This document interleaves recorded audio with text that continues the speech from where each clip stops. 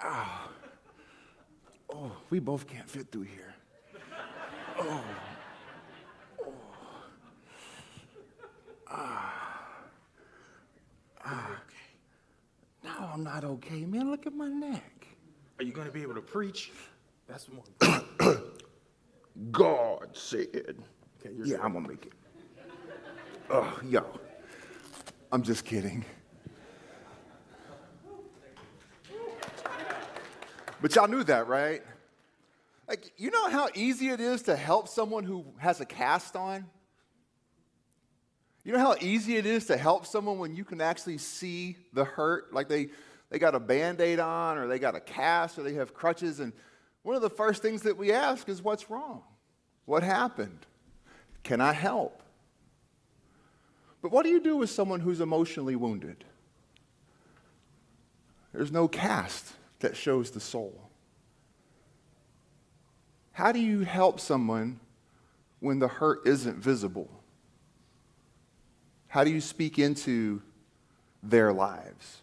How do you come alongside and be a part? Or if you're the person who is hurting, how do you let other people know that you hurt? May is Mental Health Awareness Month, and all May long, we're going to be talking about the kinds of things that maybe reflect the condition of our souls. In the United States today, these four words on stage, grief, comparison, identity, and depression, are the leading causes for mental health issues among those aged 16 and older.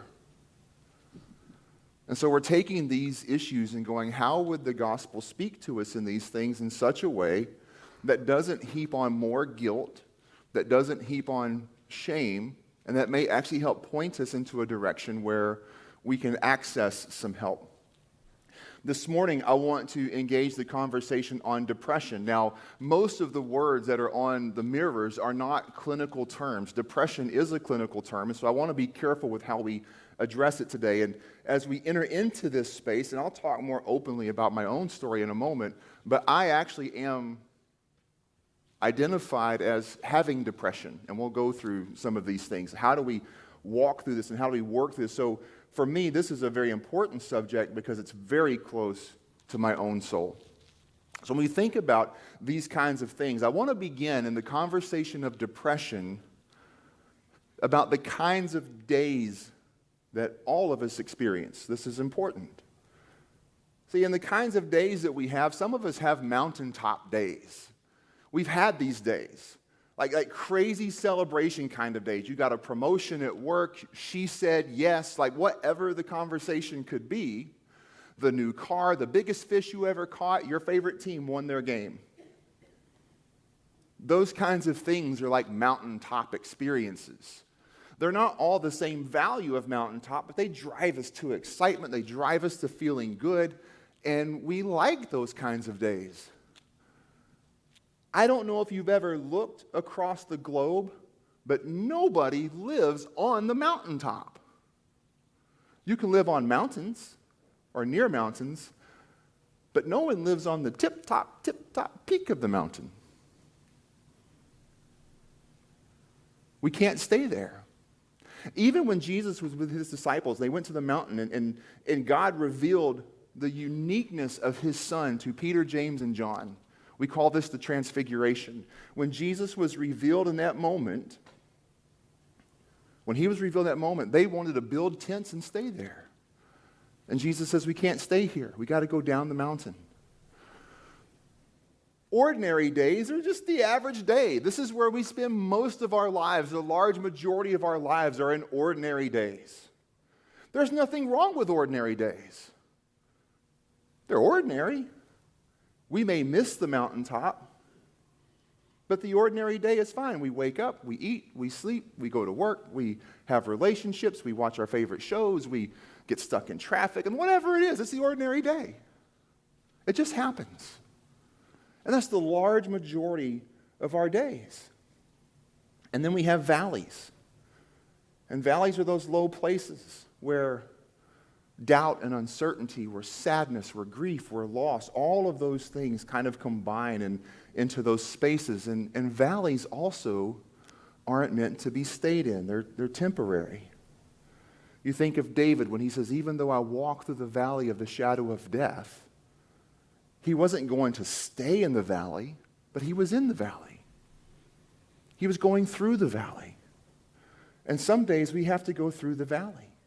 And so we have these three kinds of days: mountaintops, ordinary days, and valleys, and that helps us define depression. When it comes to the dynamics of our soul, depression is one of the hardest pieces to define from a professional standpoint and from a personal standpoint. When we think about what the psalmist wrote, David says to us in Psalm 42, "Why, my soul, are you downcast? Why are you downcast? Why are you so disturbed within me?" Well, what place does something so negative have in the Bible? You know, most of the psalms that are written are psalms of sadness or psalms of lament, and they echo just the broken-hearted place that the writer was singing into and praying towards God in. We start to see this kind of weight. Why are we so downcast? The depression is an issue of the soul. Now, I'll come back to this, but most things that we experience psychologically have a physiological root. Why is my soul downcast? So we have to wrestle with this holistic person. It's not just a this or a that. It's a whole person approach. So we start thinking about depression. I'm going to give a simple definition. This is not a clinical definition, because the clinical definition is actually a particular diagnosis, is what most of us, what we get. We'll talk about that in a moment. In particular, when we think about depression, depression is that time or that place in life when the valley becomes ordinary. Does that make sense? For those of you online, we think about like that dynamic, the ordinary day, right? When we have the ordinary day, when that day is the valley. When the valley becomes the ordinary is when we begin to see depression. Not just sadness. We can be sad. We can have grief. We can have loss. But when the valley, that low point, becomes the ordinary day, that's depression. And that's what we have to move through. It's a hard spot to be in. I remember telling Corey, we lived in Memphis, Tennessee at the time when I was seeing a counselor to kind of figure out what was going on in my soul. And I remember describing to the counselor and to Corey, I feel like I am trying to sigh and I get no release. Even just then, I felt all the way through my fingertips a release. But when my depression is active, I can sigh all I want to, and I feel no relief from the hard feelings that my soul is carrying. Maybe you've been in those places before, right? And so we start to think about how this becomes. Over 16% of the U.S. population is depressed. That means they experience extended seasons of sadness, grief, loss. Of that, 9.5%, this is the most recent statistics, came out this last week, 9.5% suffer depression. That is that clinical diagnosis. This has been an increase from 2019, where it was 6.5% of the population. What's happened since 2019? A lot, right? A lot has happened. Many of us, even if we didn't lose a loved one, the things that we went through in the pandemic and the things that we watched after George Floyd was killed and how our country went, all of us, if you're an American, worldwide, honestly, we have experienced loss at a capacity that we haven't seen in our generations. Maybe those who lived through the Great Depression could equate that kind of feeling, but we're in new territory for those of us who have been born since the 1940s. It's new territory. So since 2019, that has gone up 2%. That's huge. But this is what we see in our world, and this is why it's so important for us to talk about these things in these spiritual spaces, because our soul matters. So how do we start to wrestle with depression? How do we identify it? What does it look like? Now, we start to think about where we see depression. It happens again in the whole person. It happens in our feelings. I have extended periods of sadness or uncertainty, senses of loss. My thinking begins to change. My overall thoughts feel more negative than positive. Now, some of you may be more pessimistic by nature, And that doesn't mean that you're depressed. It just means you're kind of a negative Nelly and God loves you still, right? Depression's different. Like when our thinking shifts alongside our feelings with that sadness that everything is wrong, nothing can go right, those are symptoms we need to pay attention to. Our behaviors, we begin to, if you suffer depression, you lose motivation. That drive to just get out of bed in the morning is just gone. You know, you may get out of bed and you may go to a job, but your joy is gone from it, and the motivation to do anything extra is just gone. It may be the kind of thing where your pajamas feel like the best thing you can wear any given day, and you don't take care of yourself, you don't take showers, you don't brush your teeth, you don't comb your hair, you don't eat breakfast, you just, those behaviors are symptoms. And then there's that physical health. Like we see a decline in energy. We watch our sleep patterns shift. Either we can't get enough sleep because we just want to stay in bed all the time. We don't know what else to do. We feel tired. We can start to watch fatigue set in, and the everyday tasks that used to kind of pop off now take longer to do. We become distracted. We start to watch these kinds of pieces in our physical health. These are all symptoms that we can watch that identify if we're fighting depression or not. And if you've got a loved one around you who sees these things in you, it may be worth listening to. Because a lot of times when you're the one who's suffering, you can't identify that you're suffering. You just know you feel a certain way, but you can't verbalize how you feel, why you feel. Does that make sense? And one of the questions that we get asked so often, especially when we're fighting depression, is, what's wrong? I don't know. And the other person, it's difficult for all that are involved in these kinds of cases. So we think about this. There are different kinds of depressions, and this is what makes depression so hard to diagnose. I'm not going to go over everything you're about to see on the slide, but that's depression from a clinical dynamic. That slide scares me. I never put that many words on a slide. Most of the time when we talk about depression, if you were to Google search a definition, Google will give you the definition of major depressive disorder. That's the very top one. And so when you start to go, is this depression? Maybe. But then you've got seasonal depressions. I know that's an issue for a lot of people who live here in the north, like when we have 6 months of winter and then our spring is gray and haven't seen the sun since 2019, that kind of thing. Like seasonal affective disorder is part of it. My depression is the third one from the bottom, atypical depression. And the beauty of my job is I get a lot of really positive experiences. And those positive experiences can kind of hide my depression from myself. Because they make me go, oh, this is great, this is fun, this is a lot of good. And I'm an extrovert, like crazy high extrovert. So guess what happens every Sunday? I get to be with people. Ah, it's great. By Wednesday, I'm going, where is everybody? By Thursday, I'm feeling, oh, this is real again. I was sharing with Corey this last couple of weeks. I said, all of the things that I watch in my behavior patterns when I feel depressed are popping off in my life right now. But emotionally, I don't feel depressed. So why am I seeing the behaviors without the feeling? What's going on? So I'm wrestling through some things in my own counsel right now and kind of seeking some advice on some stuff, because that atypical depression, that one gets to mask itself, especially if you have a job like I do where you get to experience good things in life with people.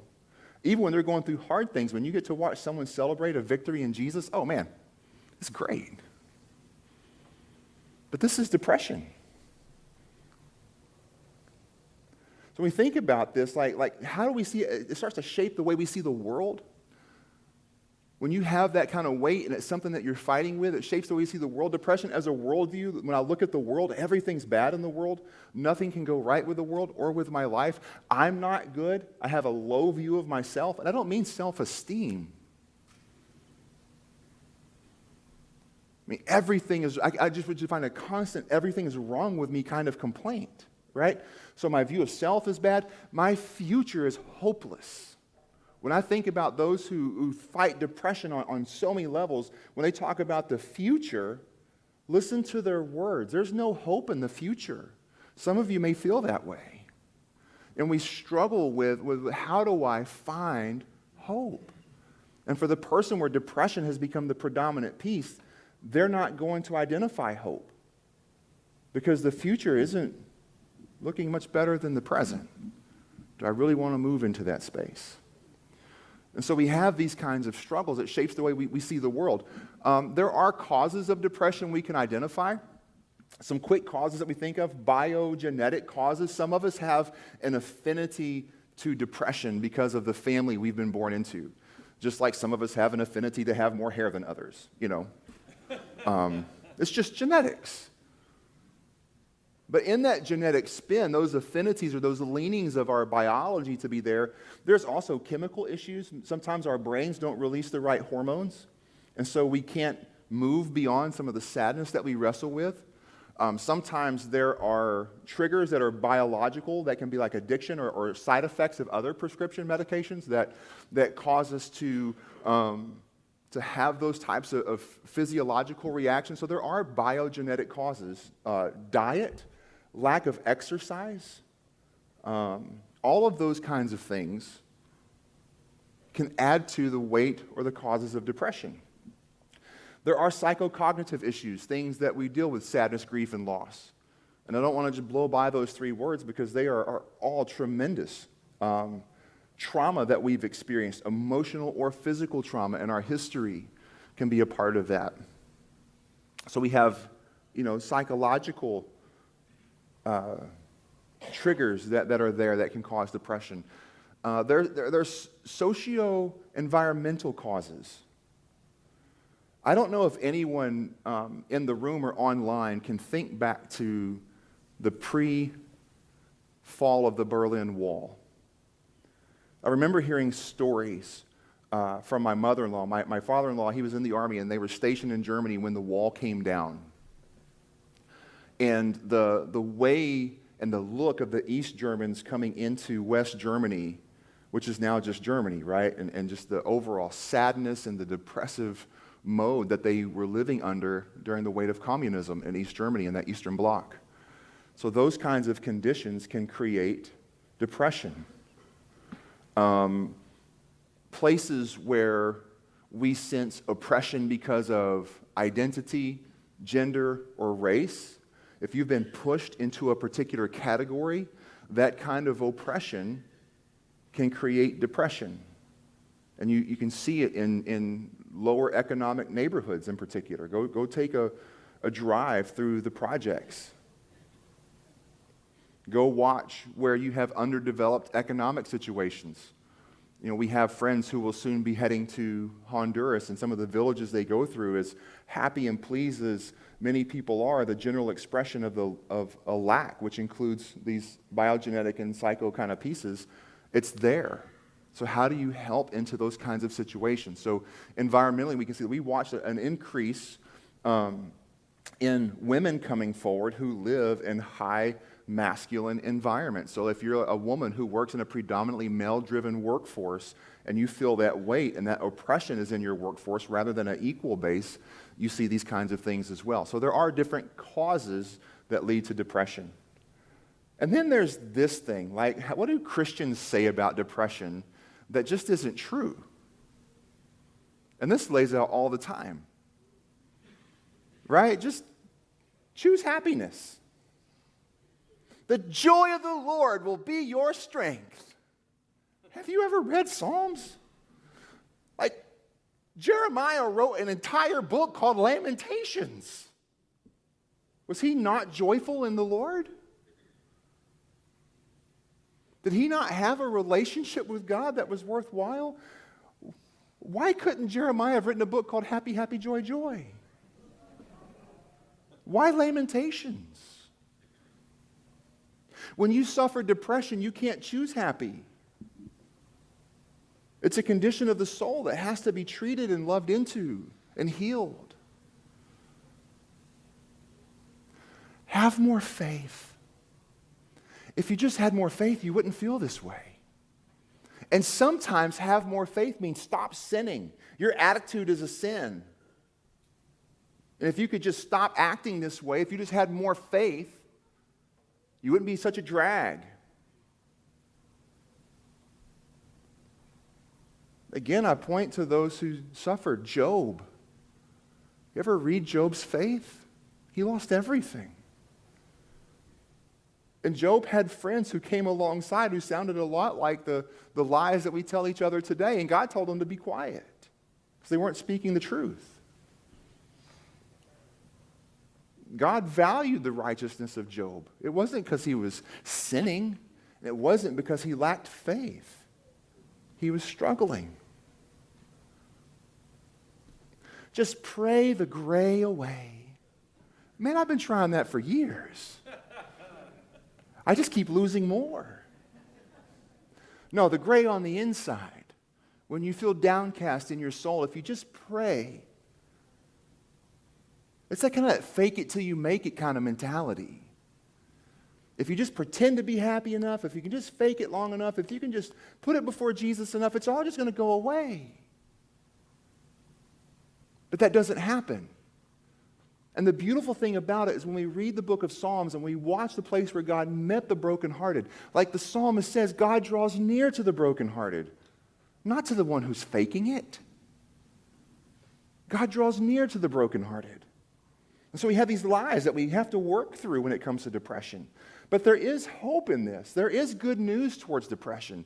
Now, if you're online, we haven't aimed the cameras to my right just yet. We have baptism today. It is a fantastic celebration that we're about to enter into. And I think there is no more appropriate text for us to look at when it comes to our place as one who may suffer than at Jesus' baptism.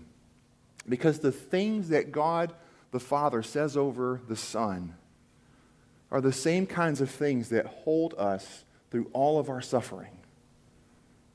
Hear the word of the Lord from Matthew chapter 3. It says, a voice from heaven said. Now, remember, John was baptizing down in the river, right? So John's doing all the baptizing, and he says, there's one who's coming whose Nikes I can't even tie. That's not true. It was his sandals. I'm unfit to put sandals on Jesus' feet. I was just making sure y'all were all paying attention. And he says, this one will be the Lamb of God who will take away the sins of the world. And then Jesus shows up and he says, behold, it's the Lamb of God. And then Jesus walks into the water. John's like, what are you doing? And Jesus says, I need you to baptize me. This is how it's written. So John says, okay. And Jesus is baptized, and he comes up out of the water. And as he's coming out of the water, the text tells us that everyone who was an eyewitness to that moment heard the voice from heaven say,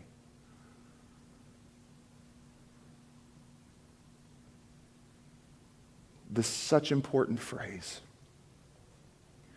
This is my beloved Son, with whom I am well pleased. Could you imagine, and I have to imagine just for a moment, if Jesus understood all that he had lost in leaving heaven and entering into a sinful and broken world, to have spent roughly 33 years away from the Father's right hand, which is where he had spent eternity before, and still sits at his hand today. Emptying himself, as Philippians says, of all power and everything that was rightfully his, he entered into the human condition. And it was in that space when he was baptized that the Father spoke these words over him.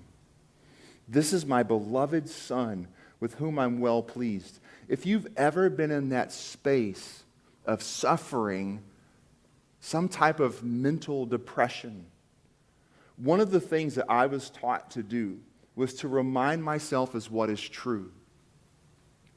There are moments when my feelings betray me. There are moments when what I feel does not tell the truth of what is true. And I can't trust my feelings. And I have to check myself, what is true? And this is one of the passages that I have to go back to and go, God, what is true about what you say? And this is what the Father says. He says he affirms you. The fact that Jesus heard that voice speak from heaven is affirming. God had not left him alone. And the Father speaks. In the deepest, darkest night of my soul, God is with me. And he's with you. It doesn't always feel that way, to be quite frank. But the truth is, even though I can't see him, he is there. Even though I can't feel him, he is there. The promise that he makes, I will never leave you nor forsake you, is a place that we stand and he affirms us. God accepts you just as you are. All the broken pieces, all the imperfections. If God will accept you when there is sin, he will accept you when there is suffering. This is my son, he says. The one who made you to be you, who is with you on mountaintops and valleys, accepts you in all things. He accepts you. God adores you, my beloved son. When we think about adoring something, like we get kind of caught up in like some of our TikTok expression, oh, adorbs, you know. No, adoring, when you adore something, it is a mutual relationship between respect and love that come together. God adores you. He loves you and he respects you. And he's laying that over his son, and he lays that over you. Because of his great love for us, his unflinching love for us, his relentless love for us, his pursuant love for us, his present love for us. And I have to remember those pieces. When I'm in the midst of my struggling, these truths become foundational places. Because a lot of times when my soul is upside down, it feels like you're walking in a moon bounce house. You ever been in one of those things? I used to be terrified of them. When I was in kindergarten, because of my size, I was always like the tallest kid in class. They made me jump as a kindergartner with the sixth graders. Sixth graders are uncaring, unloving, power-mongering, vile beasts when it comes to kindergartners. When it comes to kindergartners. I love sixth graders most of the time. But when it comes to a sixth grader and a kindergartner, they are monsters. Not all the time. Some are very kind. But the group I was jumping with, they were unkind. And I got in that bounce house and I lost my footing, and they bounced me and they tossed me and they bounced me and they tossed me and they bounced me and they tossed me. And I'm beginning to cry, and now they're making fun of me because you can't cry in front of a sixth grader either. And the lady or guy wouldn't even stop the stop, let the kid out. They just let me get tortured. And sometimes my soul still feels like that bounce house. And in that moment, God isn't trying to torture me more. He is trying to tell me, I adore you, I accept you, I affirm you, I approve you. How many times do we feel like we can't do anything right for anybody? And when you're in that depressive state, that's so true. I can't do anything right for anybody, and God approves us, with whom I'm well pleased. What a beautiful statement. This is my beloved son, with whom I am well pleased. How many of us need to hear those words? That the root cause of our depressive emotions and the root cause of our extended depression is that we wonder, does anyone really approve of me? Whether that was a parent, a friend, a spouse, an employer, God approves of you. The one who holds Jupiter in its place and causes it to orbit just as it's supposed to approves of you. God who spins galaxies, who has created a planet where we don't even know the depths of our own territory, the mysteries of the ocean. He knows everyone, and he knows you. And that God approves of you. And one day, the faithfulness of Christ and the faithfulness in you will echo those words, "Well done, my good and faithful servant." It's a statement of approval and pleasure. God is pleased to love you and pleased to receive love from you, even when that love feels marred and tainted by depression. And maybe most especially when that love is marred and tainted in our pursuit. There is help, though. We can talk about the gospel and Jesus and his answers. That is true, 100%. The place of Jesus in my life, the truth of God in my life, is what allows me in my most oppressive of places to continue to take steps forward. Because I know in Christ God is for me, not against me. But I want to talk to three distinct groups of people real quick.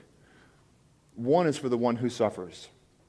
If you think that you are suffering from depression, the first thing I would say, and I would agree with the association, the American Psychological Association, is to get a diagnosis first. And they will actually tell you to see your medical professional, not a psychological professional, first. They work together in diagnosis, and sometimes, a lot of times, our psychological tensions have a physiological root. So you want to make sure that my health is okay, and then they will help you refer to a counselor who can help you. Right? Get a diagnosis. That's important. Gather a support team beyond your family. Because here's the thing. When I suffer, when my depressive pieces, this entire front row suffers depression with me. Not just in support, but also in the hard things. Get a support team beyond your family. A counselor, a doctor, a pastor, a close friend, a spiritual director. Get people around you who can walk with you and will walk with you. The last thing you want to add to that is to engage your treatment plan. They give you a treatment plan, engage that plan. A lot of times when we suffer from depression, we get in this mood or this attitude that I can't. But you must. For your own sake and the sake of others, you must engage that treatment plan. If you're a supporter of someone who's suffering depression, one, take care of yourself. Two, so many times, like when we have someone who suffers in our household or in our friendships, we want to care for them and care for them and care for them. You cannot take care of someone else if you don't take care of yourself. Care for yourself. Be patient and available. And what I mean by patient is so many times the question will come up, what's wrong? Can't you just snap out of it? What are you doing? Those are not going to help at all. Be patient and available. Join a support group. We're going to talk about one that's local in our area called NAMI. You can search it online, N-A-M-I. They help people who walk alongside others who have emotional and mental health issues of all kinds. NAMI is a fantastic organization. Our most local chapter meets in a Lutheran church near here, but again, you can find them online. Get a Stephen minister. We have a Stephen ministry right here in Cornerstone where people will walk alongside of you and listen and share and support. They are trained in what they do. They are lay people within our church who have gone through extensive training and follow-up, and they are willing to walk through these things with you, especially if you're in a support situation. Avoid downplaying or belittling the depressed person. Don't act like it's not a big deal. It is a big deal. It's a struggle. It's a suffering. It's a piece. So enter into that. Avoid belittling. Now, if you're the kind of person who's just the bystander, you're not supporting and you're not suffering, you're just kind of everybody else. First of all, use real words about your feelings. Let me give you an example of this. Bipolar disorder is a form of depression. But sometimes when I have this mood or that mood and we're kind of in our friendship circles, what do we say? Oh, I'm so bipolar today. No, you're not. It is a real, significant condition. Use real words to talk about your feelings. That helps others who have those real issues find their place. Just because you're distracted doesn't mean you have ADHD. You're distracted, right? Use real words. Just because you're sad doesn't mean you have depression. You might just be sad. Use real words to talk about your feelings. Avoid pile-ons in group settings because you never know who else is in the group. You may be talking to a group of people and they may be, prayerfully engaging a conversation about someone who's not in the group. And as they talk about that person Avoid piling on because you don't know who else may be in that group and who else may be struggling with what you're actually bashing that person for. So be the one to kind of redirect that. In Christ, bring light into those conversations, right? Educate yourself about mental wellness and mental health issues.